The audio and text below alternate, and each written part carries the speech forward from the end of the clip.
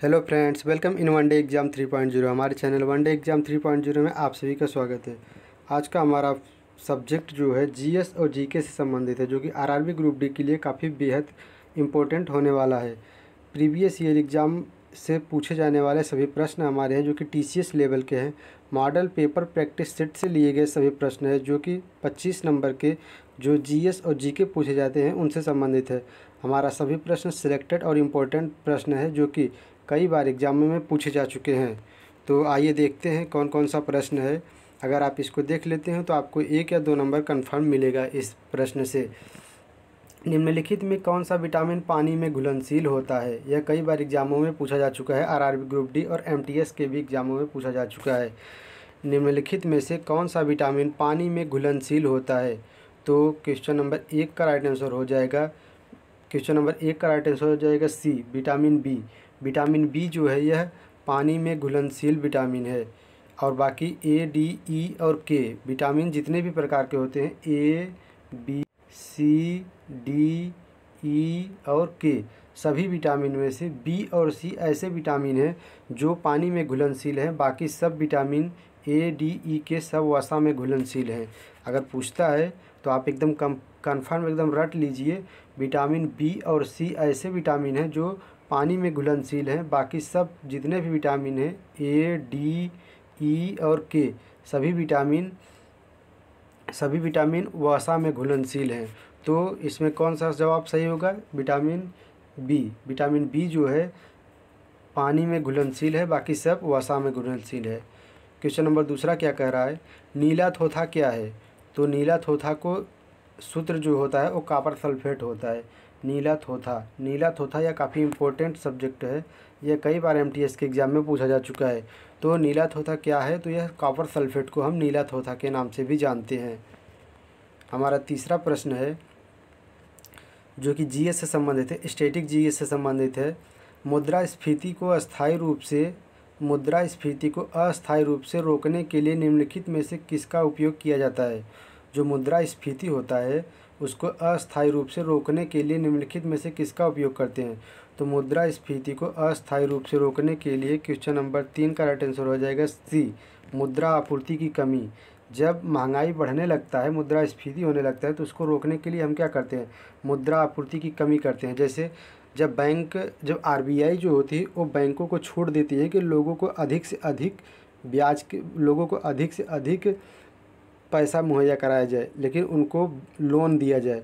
जब व्यक्तियों के पास ज़्यादा से ज़्यादा लोन मिलने लगता है तो लोग ज़्यादा लोन लेकर के काम करना शुरू करते हैं। लोगों के पास पैसा बहुत अधिक रहने लगता है, तो महंगाई बढ़ती जाती है।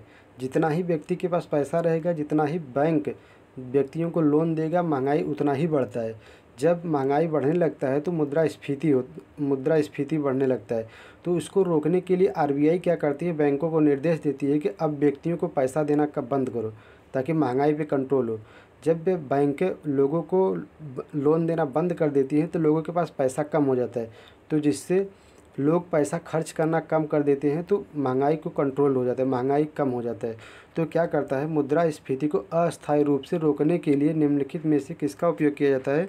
तो निम्नलिखित में से मुद्रा आपूर्ति की कमी, मतलब मुद्रा जो आपूर्ति किया जाता है, लोगों को दिया जाता है, उसको कम कर देते हैं, लोगों को पैसा कम देते हैं। क्वेश्चन नंबर 3 का राइट आंसर हो जाएगा सी। इसके बाद हमारा चौथा प्रश्न है, तलचर प्रसिद्ध है। तलचर किस लिए प्रसिद्ध है? तो क्वेश्चन नंबर 4 का राइट आंसर हो जाएगा सी, कोयला के लिए। तलचर जो है यह कोयला खान के लिए प्रसिद्ध है। इसके बाद हमारा 5वां प्रश्न है, जो कि जीएस जनरल साइंस से संबंधित है। वर्षा की बूंद गोलाकार होती हैं। वर्षा की जो बूंदें होती है वह गोलाकार होती हैं, क्यों? क्वेश्चन नंबर 5 का राइट आंसर हो जाएगा ए, सतही तनाव के कारण। जो वर्षा की बूंदें होती है यह गोलाकार इसलिए होती है क्योंकि उनके जल के सतह के तनाव के कारण होती हैं। इसके बाद हमारा 6ठा प्रश्न है, रेबीज के टीके की खोज किसने की थी? फ्रेंड्स, यह एसएससी एमटीएस में जो वर्षा की बूंद गोलाकार क्यों होती है, यह कई बार एग्जाम में पूछा जा चुका है। रेबीज के टीके की खोज किसने की थी? तो रेबीज के टीके की खोज करने वाले वैज्ञानिक का नाम है लुई पास्चर। जो लुई पास्चर हैं, यह रेबीज के टीके की खोज की थी। इसके बाद हमारा 7वां प्रश्न है, दाब नहीं मापा जाता। दाब किस में नहीं मापा जाता? मिली बार में और पास्कल में, न्यूटन में। तो दाब जो है यह न्यूटन में नहीं मापा जाता, बाकी पास्कल और मिली बार और बार इसमें दाब मापा ही जाता है। तो इसका राइट आंसर हो जाएगा, क्वेश्चन नंबर 7 का राइट आंसर हो जाएगा डी, न्यूटन। जो दाब है यह न्यूटन में नहीं मापा जाता। इसके बाद हमारा क्वेश्चन नंबर 8वां है, घूर्णन करती हुई किसी फ्लाई व्हील के आरपीएम को निम्नलिखित में से मापा जाता है। घूर्णन करती हुई किसी फ्लाई व्हील के आरपीएम को निम्नलिखित में से मापा जाता है। क्वेश्चन नंबर 8 का राइट आंसर हो जाएगा डी, स्ट्रोम्बोस्कोप। जो स्ट्रोम्बोस्कोप है, घूर्णन करती हुई किसी फ्लाई व्हील के आरपीएम को स्ट्रोम्बोस्कोप के द्वारा मापा जाता है। यह कई बार एग्जाम में पूछा जा चुका प्रश्न है। फ्रेंड्स, हमारे सभी प्रश्न टीसीएस लेवल के एग्ज़ामों में पूछे जाने वाले एसएससी एमटीएस और एसएससी जो आरआरबी ग्रुप डी है इसके प्रैक्टिस सेट से लिए गए सभी प्रश्न हैं, जो कि टीसीएस लेवल के प्रश्न हैं। सभी प्रश्न हमारा काफ़ी सिलेक्टेड और इम्पोर्टेंट प्रश्न है, जो कई बार एग्ज़ामों में लगातार रिवाइज होते हैं, लगातार पूछे जाते हैं। तो फ्रेंड्स, अगर हमारा वीडियो आपको अच्छा लगे तो आप हमारे चैनल वन डे एग्ज़ाम 3.0 को जरूर सब्सक्राइब करें, ताकि हमारा अगला वीडियो भी आपके पास पहुंचता रहे। हमारा 9वां प्रश्न है, यक्षगान कहाँ का लोक नृत्य है? यह कई बार एग्जामों में पूछा जा चुका प्रश्न है और हर साल रिवीजन ही होता है, हर साल पूछा ही जाता है। यक्षगान कहाँ का लोक नृत्य है? तो जो यक्षगान लोक नृत्य है यह क्वेश्चन नंबर 9 का राइट आंसर हो जाएगा बी, कर्नाटक का लोक नृत्य है। जो यक्षगान लोक नृत्य है यह कर्नाटक का लोक नृत्य है। इसके बाद हमारा 10वां प्रश्न है, पानी से ऊपर तक भरे एक मग में पानी की सतह पर एक बर्फ़ का टुकड़ा तैर रहा है। जब बर्फ़ पूरी तरह से पिघल जाएगा तो पानी का स्तर में क्या प्रभाव होगा? बताइए। यह काफ़ी इंपॉर्टेंट प्रश्न है। यह कई बार एमटीएस के एग्ज़ाम में पूछा जा चुका है और इसके बाद आरआरबी ग्रुप डी में भी पूछा जाता है। पानी से ऊपर तक भरे एक मग में, जैसे एक मग है जिसमें पूरी तरह से पानी से भरा हुआ है, उसकी सतह पर एक बर्फ़ का टुकड़ा जो है वो तैर रहा है। जब बर्फ़ पूरी तरह से पानी में पिघल जाएगा तो पानी के स्तर में क्या प्रभाव पड़ेगा? बताइए। पानी का स्तर घटेगा, पानी बाहर गिरेगा, पानी का स्तर अपरिवर्तित रहेगा, पानी बाहर छलक सकता है और नहीं भी। बताइए क्या होगा? क्वेश्चन नंबर 10 का राइट आंसर हो जाएगा सी, पानी का स्तर अपरिवर्तित रहेगा। क्योंकि जब हम बर्फ़ का टुकड़ा पानी में डालेंगे तो वह उतना जगह ले लेगा जितना पानी उसमें बर्फ़ में रहेगा। जब हम बर्फ़ का टुकड़ा पानी में डालेंगे तभी जो बर्फ़ है वह उतना पानी का जगह ले लेगा जितना उसमें पानी रहेगा। तो फिर जब वो पिघलेगा तो जब अपना जगह पहले से ही ले लिया है तो फिर बाहर कहाँ से आएगा? बाहर आने का कोई चांस ही नहीं है। तो इसलिए पानी का स्तर जो है वो अपरिवर्तित रहता है। आप इतना ध्यान दीजिएगा, जब किसी बर्फ़ के टुकड़े को पानी में डाला जाता है तो बर्फ़ का टुकड़ा उतना जगह पहले से ही ले लेता है जितना उसको लेना रहता है, जितना उसमें पानी की मात्रा रहती है। फिर इसके बाद पानी उसमें बढ़ता नहीं है, पानी का स्तर अपरिवर्तित रहता है। यह कई बार एग्जाम में पूछा जा चुका प्रश्न है, यह इंटरव्यू में कई बार पूछा जाता है। इसके बाद हमारा क्वेश्चन नंबर 11 स्टैटिक जी के संबंधित है, जो कि पूछ रहा है एफिल टावर कहाँ है? क्वेश्चन नंबर 11 का राइट आंसर बताइए। क्वेश्चन नंबर 11 का राइट आंसर हो जाएगा बी, एफिल टावर पेरिस में है। इसके बाद क्वेश्चन नंबर 12 जो जनरल साइंस से संबंधित है, सामान्य विज्ञान से, कौन सा कार्बोहाइड्रेट मोनोसैकराइड्स है? बताइए। कौन सा कार्बोहाइड्रेट जो है वो मोनोसैकराइड्स है? यह कई बार एमटीएस के एग्ज़ाम में और आरआरबी ग्रुप डी के एग्ज़ाम में पूछा जा चुका प्रश्न है। 25 फ्रेंड्स, हमारे सभी 25 प्रश्न हैं, जो कि 25 प्रश्न जीएस जीके में से पूछा जाता है। उन सभी को मिला करके हम 25 प्रश्न लिए हुए हैं। अब बताइए आप 25 में से कितना कर लेते हैं? कौन सा कार्बोहाइड्रेट मोनोसैकराइड्स है? तो क्वेश्चन नंबर 12 का राइट आंसर हो जाएगा बी, ग्लूकोज और फ्रक्टोज, ये जो है मोनोसैकराइड्स हैं। इसके बाद हमारा 13वां प्रश्न है, आहार नाल के किस भाग में प्रोटीन और एमिनो अम्लों में निम्नीकरण होता है? आहार नाल के किस भाग में प्रोटीन का एमिनो अम्लों में निम्नीकरण होता है? तो आहार नाल के किस भाग में प्रोटीन का एमिनो अम्ल में निम्नीकरण होता है? तो क्वेश्चन नंबर 13 का राइट आंसर हो जाएगा ए, छोटी आंत। आहार नाल का जो छोटी आंत होता है वहीं पे प्रोटीन का एमिनो अम्लों में निम्नीकरण होता है। यह कई बार आरआरबी ग्रुप डी का पूछा गया प्रश्न है।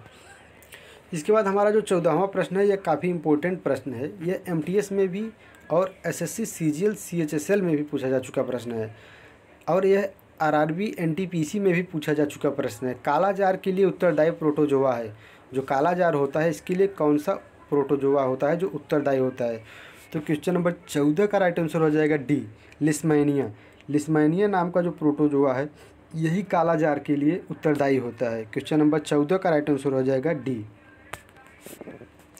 इसके बाद हमारा 15वां प्रश्न है, पारा कांच को नहीं भिगोता, इसका कारण क्या होता है? जो पारा होता है वो कांच को भिगो नहीं पाता, इसका क्या कारण होता है? तो इसका प्रमुख कारण होता है इसका आसंजन बल। क्वेश्चन नंबर 15 का राइट आंसर हो जाएगा आसंजन बल। इसके बाद हमारा 16वां प्रश्न है, गलन को बढ़ावा देने के लिए जो फ्यूजन होता है इसमें गलन को बढ़ावा देने के लिए धातुओं के साथ मिलाया जाने वाला पदार्थ क्या होता है?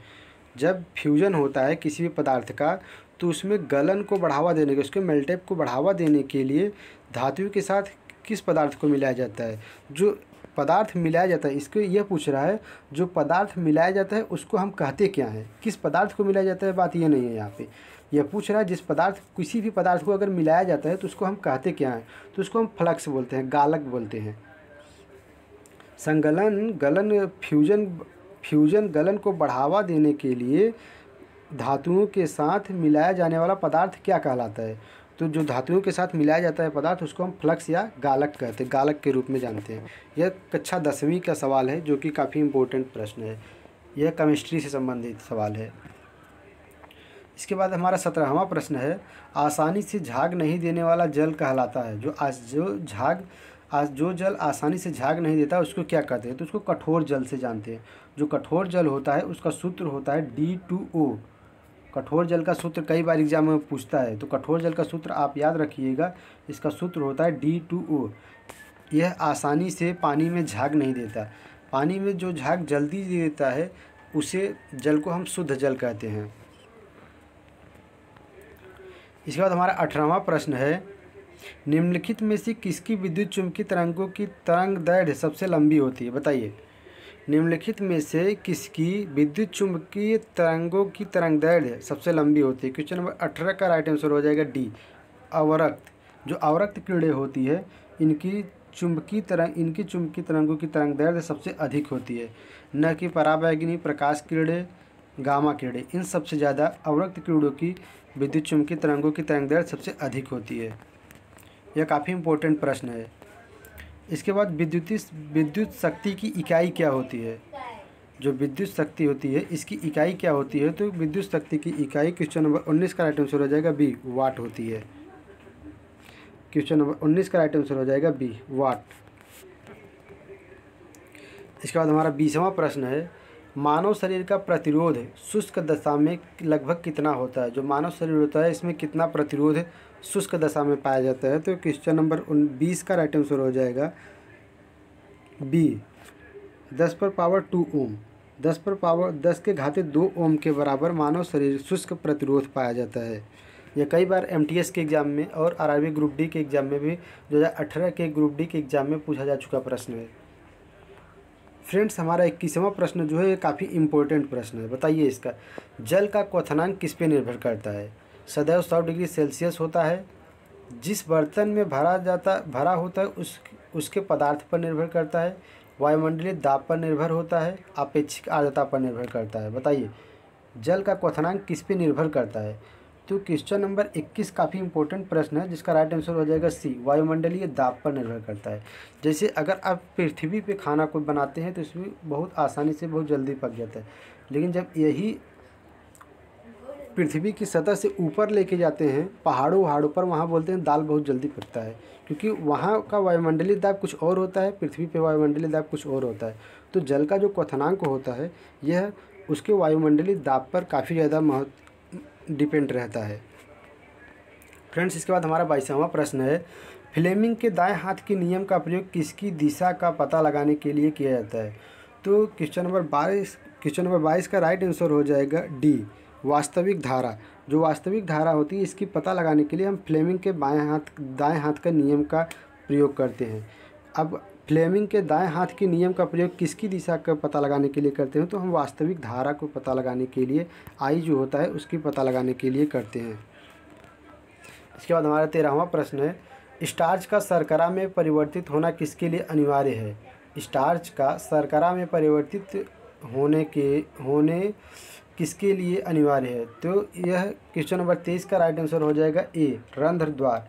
स्टार्च का शर्करा में परिवर्तित होना किसके लिए अनिवार्य होता है? तो यह रंध्र द्वार के लिए अनिवार्य होता है।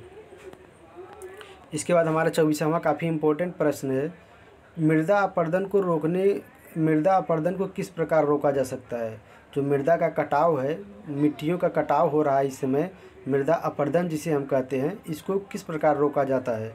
तो क्वेश्चन नंबर 24 का राइट आंसर हो जाएगा बी, वन रोपण करके। जितना ही आप पेड़ लगाओगे उतना ही मृदा अपरदन रुकेगा। तो इसलिए बोला जाता है कि व्यक्ति पेड़ लगाओ, पेड़ से कई प्रकार की समस्या का हल होता है। इससे मृदा अपरदन भी कम होता है, मिट्टी का कटाव भी रुकता है। इसके बाद इससे ऑक्सीजन भी मिलता है, छांव भी मिलता है, लकड़ियाँ भी मिलती है, पेड़ से कई प्रकार का फ़ायदा होता है। हमारा 25वां प्रश्न काफ़ी इम्पोर्टेंट प्रश्न है, किस खेल में बुल्स आई शब्द का प्रयोग होता है? यह आरआरबी ग्रुप डी 2018 और 19 में भी पूछा जा चुका प्रश्न है। किस खेल में बुल्स आई शब्द का प्रयोग किया जाता है? तो क्वेश्चन नंबर 25 का राइट आंसर हो जाएगा डी, शूटिंग में। बुल्स आई शब्द का प्रयोग शूटिंग में करते हैं। क्वेश्चन नंबर 25 का राइट आंसर हो जाएगा डी। फ्रेंड्स, हम क्वेश्चन नंबर 26वां जो रखे हुए हैं ये आपको टेस्ट के तौर पे रखे हुए हैं। इसका आंसर जो है आप कमेंट बॉक्स में देंगे। यसत लेपन में लोहे पर किसकी परत चढ़ाई जाती है? बताइए, तांबा का, जस्ता का, टीन का, निकेल का? इसका जवाब आप कमेंट बॉक्स में दीजिएगा अगर आपको आता रहे तो, नहीं तो मैं आपको इसका डिस्क्रिप्शन में जवाब दे देंगे। क्वेश्चन नंबर 26 का राइट आंसर क्या है हम इसको बाद में बताएंगे, डिस्क्रिप्शन में बताएंगे। इसका जवाब आप कमेंट बॉक्स में ज़रूर दीजिएगा। फ्रेंड्स, अगर हमारा चैनल आपको अच्छा लगे तो आप वन डे एग्ज़ाम 3.0 पर जरूर सब्सक्राइब करें, ताकि हमारा कंटेंट अगर आपको बढ़िया लगे तो आप हमारे चैनल वन डे एग्ज़ाम 3.0 को जरूर सब्सक्राइब करें, ताकि हमारा अगला वीडियो भी आपके पास पहुंचता रहे।